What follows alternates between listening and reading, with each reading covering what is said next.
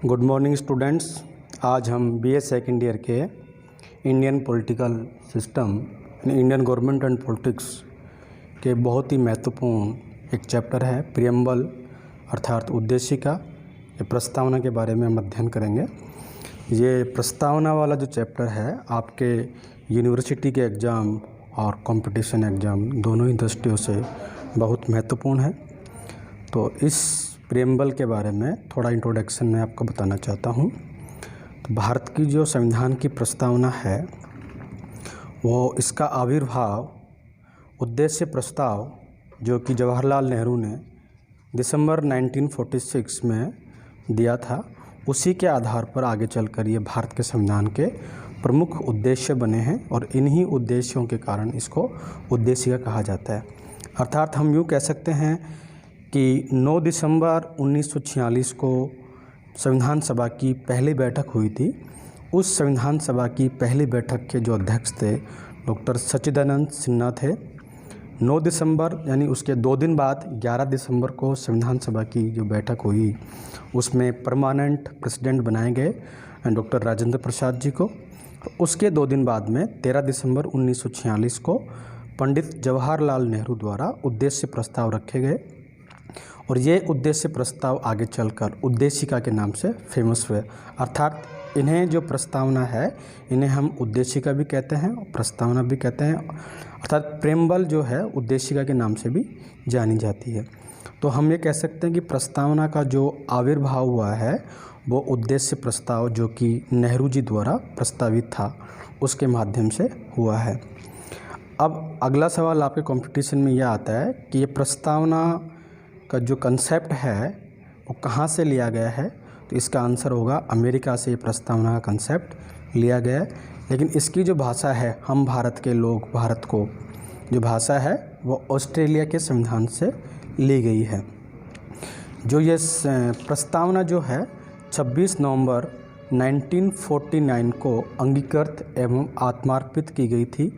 तो हम यूँ कहें कि भारत के संविधान में प्रस्तावना को कब स्वीकार किया गया तो इसकी सही तारीख आएगी 26 नवंबर 1949। दूसरा सवाल ये आता है कि भारत के संविधान को कब लागू किया गया तो उसका सही आंसर है 26 जनवरी 1950 से भारत में संविधान को लागू कर दिया गया था। हालांकि 1949 से भी कुछ प्रोविजंस ऐसे हैं जिनको लागू कर दिया गया था, लेकिन संपूर्ण भारतीय संविधान को लागू करने की जो तारीख है वो 1950 है, 26 जनवरी। अब हम चूँकि हमारा जो चैप्टर है प्रियम्बल का उसके बारे में हम अध्ययन करने की कोशिश करेंगे। तो भारत का संविधान जो है उसके अंदर प्रस्तावना क्या मतलब होता है, अर्थात जो देश संविधान जो होता है वो नियम कानून कायदों का एक ऐसा संग्रह है जिसके आधार पर उस देश की शासन व्यवस्था को चलाया जाता है। उसमें संविधान के अंदर प्रस्तावना है वो भी एक संविधान का भाग होता है। इसका मतलब यह होता है कि इसमें हमारे किस प्रकार के उद्देश्य रखे गए हैं, हम किस प्रकार से शासन व्यवस्था को चलाएंगे, हमारा स्वरूप क्या होगा और हमारे देश के सिस्टम के उद्देश्य क्या होंगे, इसमें प्रस्तावना का अर्थ निहित है। प्रस्तावना संविधान में कहाँ से ली गई है, चूँकि मैंने आपको पहले बता दिया गया है कि भारत के संविधान में प्रस्तावना का जो कंसेप्ट है वो अमेरिकी संविधान से लिया गया है। कहाँ से ली गई है, अगर ये सवाल अगर आपके आता है तो आप उसके कहाँ से ली गई है तो उसका आंसर आएगा यूएस से। और इसकी जो भाषा है, भाषा का अगर सवाल आता है तो वो आएगा ऑस्ट्रेलिया। ऑस्ट्रेलिया से इसकी भाषा ली गई है और जो कंसेप्ट है प्रियम्बल का वो यूएसए के संविधान से लिया गया है। 26 नवंबर 1949 को भारत का संविधान पारित हुआ और 26 जनवरी 1950 को ये प्रभावी रूप से लागू हो गया। B.R. अम्बेडकर भारत के संविधान का जो बनाने वाला है उनको B.R. अम्बेडकर साहब को भारत के संविधान का शिल्पकार कहा जाता है। जो एक प्रमुख समिति थी ड्राफ्टिंग कमेटी उसके ये अध्यक्ष थे। मसौदा समिति भी कहते हैं उसको, ढांचा समिति भी कहते हैं, प्रारूप समिति भी कहते हैं। ड्राफ्टिंग कमेटी जो थी उसके अध्यक्ष डॉक्टर B.R. अम्बेडकर थे। ड्राफ्टिंग कमेटी 26 नवंबर 1949 को भारत का संविधान जो लागू हुआ था और इसके 1950 में संपूर्ण संविधान को लागू कर दिया गया। भारत का संविधान एक लिखित संविधान है। इसकी शुरुआत में एक प्रस्तावना भी लिखी गई है जो संविधान की मूल भावना को सामने रखती है, अर्थात हमारे देश का संविधान का क्या आदर्श है वो मूल भावना को प्रस्तावना के अंदर निहित किया गया है। पूर्व प्रधानमंत्री इंदिरा गांधी की सरकार जो 1976 में थी, उस समय एक बहुत बड़ा संविधान संशोधन हुआ था। उसका 42वां संविधान संशोधन के द्वारा इसमें प्रस्तावना के अंदर संशोधन भी किया गया है। प्रस्तावना से तात्पर्य यह हुआ, भारतीय संविधान के जो मूल आदर्श हैं जैसे कि समानता है, स्वतंत्रता है, बंधुत्व की भावना है, व्यक्ति की गरिमा है, देश की एकता अखंडता है, आदर्श हैं, उन्हें प्रस्तावना के माध्यम से संविधान के अंदर समाहित किया गया है। इन आदर्शों को प्रस्तावना में शब्दों के माध्यम से प्रस्तुत किया गया है। आगे चलकर हम अन्य जो स्लाइड्स आएंगी उनमें सभी शब्दों के मीनिंग समझने की कोशिश करेंगे। प्रस्तावना को कैसे लाया गया, जैसा कि आपको मैंने पहले बताया, 13 दिसंबर 1946 को पंडित जवाहरलाल नेहरू द्वारा संविधान सभा में जब संविधान का निर्माण हो रहा था तो एक उद्देश्य प्रस्ताव पेश किया गया जिसमें बताया गया कि किस प्रकार का संविधान हमें तैयार किया जाना है। इसी उद्देशिका से जुड़ा हुआ जो प्रस्ताव था, अर्थात पंडित जवाहरलाल नेहरू ने उद्देश्य प्रस्ताव के माध्यम से जो प्रस्ताव रखा, यह संविधान निर्माण के अंतिम चरण में हमारे सामने प्रस्तावना या उद्देशिका के रूप में सामने आता है। इसी कारण हम इस प्रस्तावना को उद्देशिका भी कहते हैं। भारतीय संविधान में प्रस्तावना कहाँ से ली गई है? भारतीय संविधान में प्रस्तावना का जो विचार है वो अमेरिका के संविधान से लिया गया है, जबकि प्रस्तावना की जो भाषा है वो ऑस्ट्रेलियन कॉन्स्टिट्यूशन से ली गई है। भारत के संविधान की जो प्रस्तावना है उसकी शुरुआत हम भारत के लोग से शुरू होती है और 26 नवंबर 1949 अंगीकृत करते हैं पर समाप्त होती है। एक बार सेकंड ग्रेड के पेपर के अंदर एक सवाल आया था कि भारत के संविधान की प्रस्तावना में किन किन शब्दों का प्रयोग किया गया है। जैसे भारत के लोग, उसमें भारत की जनता, भारत के नागरिक, तो इसके अंदर प्रस्तावना में जनता शब्द का प्रयोग नहीं किया गया है, केवल लोग और नागरिक शब्द का प्रयोग किया गया है। प्रस्तावना जो आपको 2 नंबर या 7 नंबर में पूछ सकते हैं कि भारत के संविधान की प्रस्तावना को लिखिए, तो आप इसको एक बार अच्छे से रीड कर लें। हम भारत के लोग, भारत को एक संपूर्ण प्रभुत्व संपन्न समाजवादी, जो सीक्वेंस है ये भी कई बार एग्जाम में, सीक्वेंस भी आपके एग्जाम में कई बार आता है कि ये जो सीक्वेंस है प्रभुत्व संपन्न समाजवादी, निरपंथ निरपेक्ष लोकतंत्रात्मक गणराज्य, ये भी आपके एग्ज़ाम में कई बार सीक्वेंस आता है, तो आप इस सीक्वेंस को भी याद कर लें। एक ये तारीख आप याद रखें, 26 नवंबर 1949। इसके बाद में हमें भारत की संविधान की प्रस्तावना को समझने के लिए प्रस्तावना के मुख्य रूप से 3 तत्व हैं, जैसे कि संविधान के स्रोत क्या हैं, संविधान का स्वरूप क्या है। तो इन 3 तत्वों को आप यूँ समझ सकते हैं, जैसे संविधान के तत्व हो गए, प्रस्तावना के 3 तत्व हो गए। पहला तत्व जो होगा आपका स्रोत क्या है, संविधान का स्रोत क्या है। दूसरा इसका हो गया इसका स्वरूप क्या है। तीसरा इसका आ जाएगा उद्देश्य क्या है इसका। तो इन तीनों बिंदुओं के आधार पर हम संविधान की प्रस्तावना का अध्ययन कर सकते हैं। तो सबसे पहली बात तो यह है कि संविधान के स्रोत क्या हैं। भारत के जो लोग हैं, हम भारत के लोग यानी भारत की जनता इस संविधान के स्रोत हैं। अर्थात पावर किसके अंदर है, ताकत किसके अंदर है, तो वो ताकत जो है वो कौन है, भारत की जनता है, जो संविधान को शक्ति प्रदान करती है।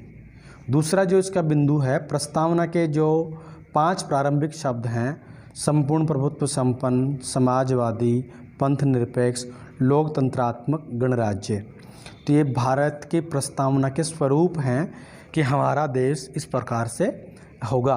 तीसरा जो प्रस्तावना के तत्व का जो तत्व है वो आपके सामने आता है उद्देश्य। जैसा कि इसमें आप देखें, तत्व, संविधान के स्रोत, इसका स्वरूप कैसा है और इसका उद्देश्य कैसा है, इस प्रकार से हम इसको समझ सकते हैं। तो भारत के संविधान का जो उद्देश्य है वो न्याय की स्थापना करना है, अर्थात हमारे यहाँ जो न्याय है सामाजिक, आर्थिक और राजनीतिक स्तर पर न्याय की बात की गई है। ये भी आपके एग्जाम में सीक्वेंस आता है कि भारत के संविधान की प्रस्तावना में न्याय का सीक्वेंस दिया गया है, वो इनमें से कौन सा है। तो सबसे पहले आएगा सामाजिक, उसके बाद में आएगा सामाजिक, आर्थिक और राजनीतिक। तो आप इसको अच्छे से याद कर लें, सामाजिक, आर्थिक और राजनीतिक, ये इसका एक सीक्वेंस आता है। इस सीक्वेंस को आप याद करें। इसके साथ साथ और भी कई बातें बताई गई हैं जो कि इसके उद्देश्य में निहित होंगी। स्वतंत्रता है, समानता है और बंधुत्व।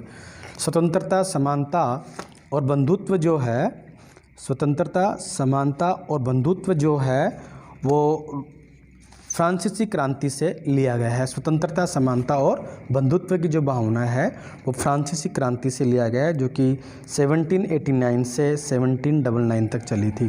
तो फ्रांसीसी क्रांति का नारा आपसे कहीं कॉम्पिटिशन पूछ सकते हैं, तो उसमें होगा स्वतंत्रता, समानता और बंधुत्व। इसका नारा था फ्रांसीसी क्रांति का। भारत के संविधान की प्रस्तावना के अंदर जो आप देख रहे हैं कि स्वतंत्रता, समानता और बंधुत्व जो चीज़ें हैं वो फ्रांसीसी क्रांति से ग्रहण की गई हैं। व्यक्ति की गरिमा, राष्ट्र की एकता और अखंडता, ये भारत के संविधान के प्रस्तावना के प्रमुख उद्देश्य आते हैं। एक बात, जो न्याय का जो कंसेप्ट है सामाजिक, आर्थिक और राजनीतिक, सामाजिक, आर्थिक और राजनीतिक जो कंसेप्ट है ये रूसी क्रांति से प्रेरित है। सामाजिक, आर्थिक और राजनीतिक जो न्याय का कंसेप्ट भारत के संविधान की प्रस्तावना में बताया गया है वो रूसी क्रांति से प्रेरित है। अब हमें इस प्रस्तावना के जो शब्द दिए गए हैं उन शब्दों का अध्ययन करना जरूरी है कि इस प्रस्तावना में कौन कौन से शब्द हैं और उन शब्दों का अपने आप में क्या मीनिंग होता है। तो पहला जो शब्द है इसका वो है संपूर्ण प्रभुत्व संपन्न। इसका मतलब ये हुआ कि भारत अपने आंतरिक और बाह्य निर्णय लेने के लिए स्वतंत्र है, यानी तब से भारत पर ब्रिटिश सरकार का नियंत्रण नहीं रहा था। अर्थात प्रभुत्व जो शब्द है ये पॉलिटिकल साइंस की भाषा में सॉवरेंटी कहलाता है। क्या कहलाता है? ये सॉवरेंटी कहलाता है। सॉवरेंटी का मतलब होता है संप्रभुता। सॉवरेंटी का मीनिंग होता है संप्रभुता। संप्रभुता ये फर्स्ट ईयर में आपने पढ़ा होगा। इसका मीनिंग ये होता है, संप्रभुता मतलब इसके एक सुप्रेनेस शब्द से बना है जिसका मीनिंग होता है सबसे ऊपर। अर्थात हम यूँ कहें कि एक स्वतंत्र राष्ट्र की संप्रभुता एक ऐसी सर्वोच्च सत्ता होती है जो कि आंतरिक और बाह्य रूप से स्वतंत्र होती है, किसी के अधीन नहीं होती है। 1947 के बाद में भारत जब ब्रिटिश सरकार से हम आज़ाद हो गए थे या हमारा देश जब स्वतंत्र हो गया था, उसके बाद में भारत एक संपूर्ण प्रभुत्व संपन्न एक राष्ट्र है, एक राज्य है। तो भारत की प्रस्तावना में जो संपूर्ण प्रभुत्व संपन्न शब्द दिया गया है उसका मतलब यह होता है कि भारत आंतरिक और बाह्य रूप से जो भी उसको निर्णय लेने हो, किसी देश के साथ संधि करनी हो, करार करने हो, कोई समझौते करने हो, तो उसमें बाह्य दबाव में नहीं रह करके अपने स्वविवेक से निर्णय लेता है। दूसरा जो शब्द है प्रस्तावना में समाजवादी। समाजवादी समानता की बात पर निर्भर है। अर्थात इसका मतलब यह है कि भारत में रह रहा हर व्यक्ति ये महसूस करे कि वह सब समान है। भारत में लोकतांत्रिक समाजवाद को अपनाया गया है जो कि नेहरू जी का लोकतांत्रिक समाजवाद है। इसमें हमारे यहाँ मिश्रित समाजवाद की बात करी गई है। अर्थात हमारे यहाँ जो समाजवाद है उसमें सभी के उत्थान की बात करी गई है। अगला जो शब्द है पंथ निरपेक्षता, जिसको कि 42 संविधान संशोधन 1976 के द्वारा संविधान की प्रस्तावना में जोड़ा गया। इसका तात्पर्य यह है कि भारत का अपना कोई धर्म नहीं है। भारत के संविधान में धर्मनिरपेक्षता को अपनाया गया है। अर्थात हम यूँ कह सकते हैं कि भारत का अपना कोई राष्ट्र धर्म नहीं है। जो भी धर्म होगा भारत की जनता का होगा। अर्थात जनता जिस धर्म को अपनाना चाहे उसको अपना सकती है। या यूँ कहें पंथ निरपेक्षता का मतलब यह हुआ कि हमारे यहाँ कोई राष्ट्र धर्म नहीं है, लेकिन हमें सभी धर्मों का आदर करना है और खुद के धर्म का पालन करना है। सरकार की तरफ से किस धर्म को कौन अपना रहा है इस पे कोई रोक टोक नहीं है। अगला शब्द है लोकतंत्रात्मक। का मतलब ऐसा होता है कि जो जनता के लिए ही होती है, अर्थात लोकतंत्र शासन का एक रूप होता है।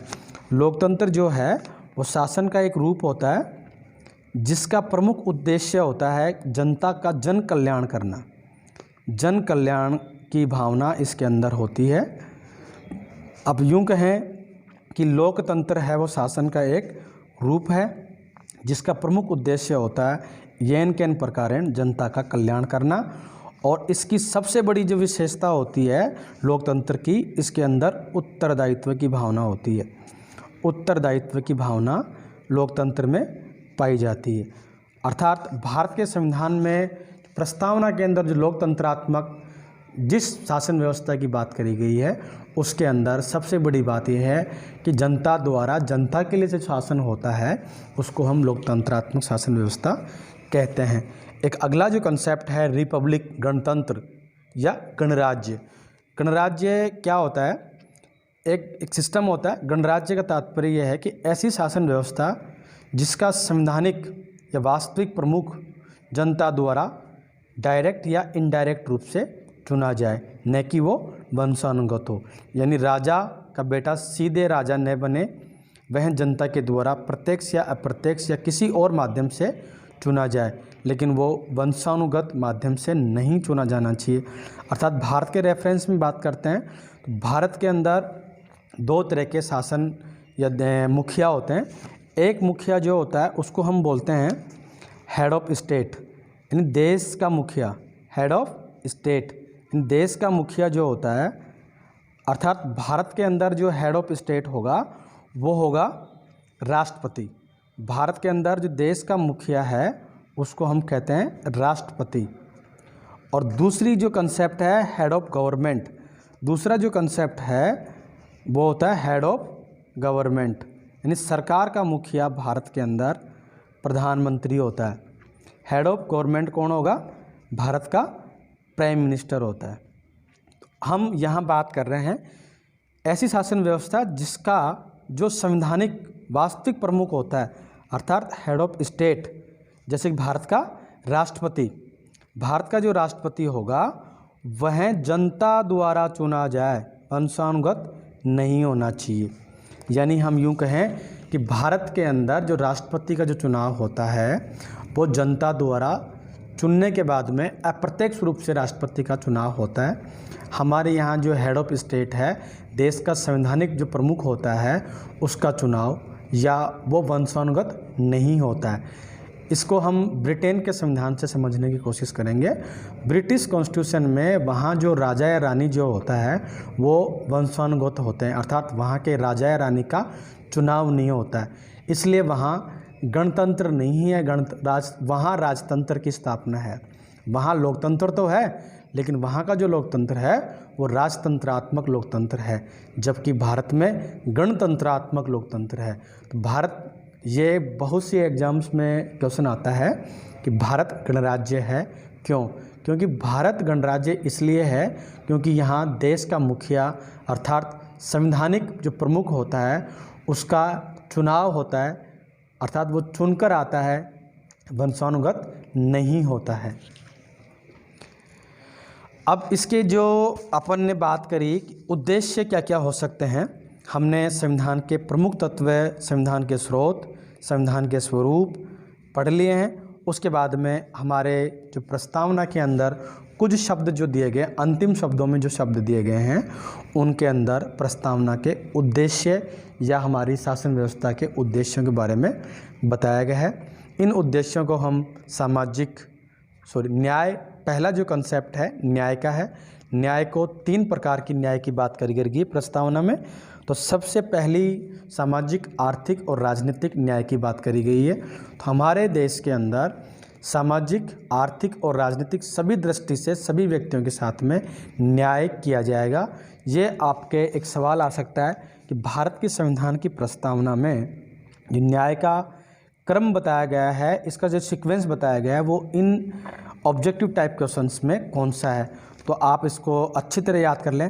पहले सामाजिक आएगा, समाज मतलब समाज से सामाजिक होगा, समाज में रहकर व्यक्ति आर्थिक बनेगा अर्थात पैसे टके कमाएगा, उसके बाद में वो आगे जाकर राजनीतिक, ये समझने के लिए है, ऐसा कहीं बुक में लिखा हुआ नहीं है।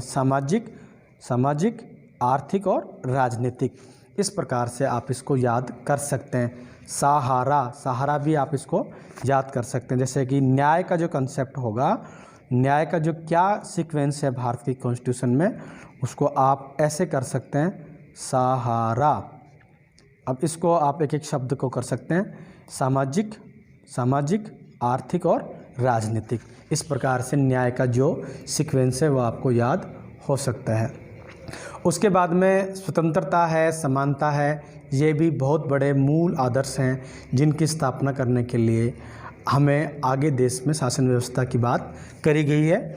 हमारे यहाँ सभी के साथ स्वतंत्र हैं, समानता का जो कंसेप्ट दिया गया है, तो ये समानता, स्वतंत्रता और बंधुत्व की जो भावना बताई गई है वो हमें फ्रांसीसी क्रांति से मिलती है। व्यक्ति की गरिमा, इसके तहत भारतीय जनता में गरिमा की बात की जाती है, जिससे भारतीय जनता को गरिमापूर्ण जीवन जीने का अधिकार मिला गया है, जिसका हमारे संविधान के अनुच्छेद 21 के अंदर उल्लेख किया गया है।